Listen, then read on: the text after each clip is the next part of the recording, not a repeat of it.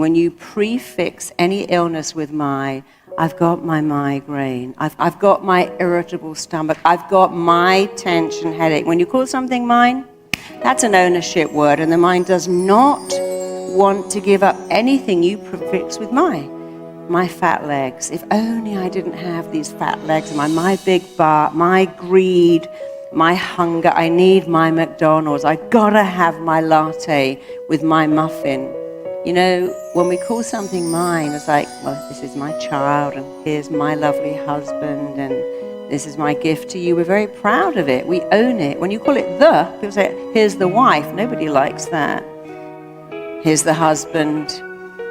We don't like that. The means you don't own it. So just a little heads up, if you have anything you want to fix, physical, mental, emotional, my temper, never prefix something you want to be free with my.